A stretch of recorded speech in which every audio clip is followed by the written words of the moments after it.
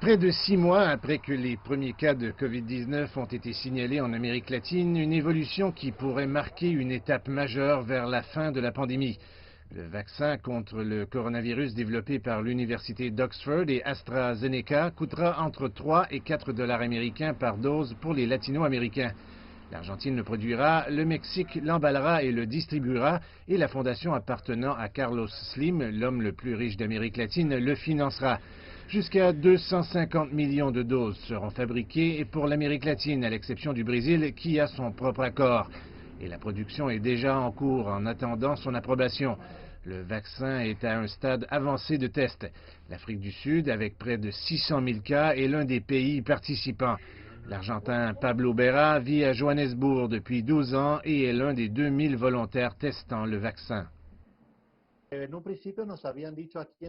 Au début, ici en Afrique du Sud, on nous a dit qu'il ne s'agirait que d'une seule injection. Mais ils ont découvert qu'une seule injection ne suffisait pas.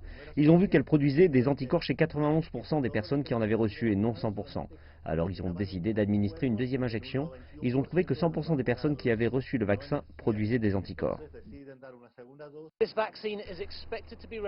Ce vaccin devrait être prêt pour le début de 2021 et ne pourra pas venir assez tôt pour la région la plus durement touchée dans le monde par la pandémie.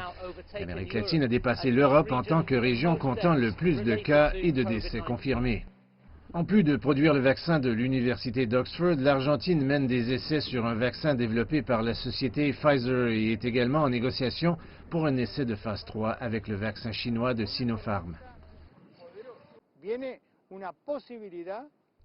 Il y a une possibilité, une lueur d'espoir qu'avec ce vaccin ou de nombreux vaccins, j'espère qu'il y en a beaucoup, nous puissions arrêter cette pandémie. Sinon, si nous ne trouvons pas de vaccin, ce sera très difficile pour une longue période de temps.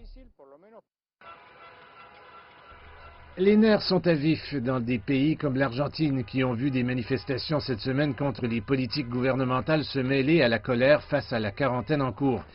L'Amérique latine reste l'un des épicentres de l'épidémie de coronavirus, mais les progrès mondiaux dans les tests et la production de vaccins offrent un peu d'espoir.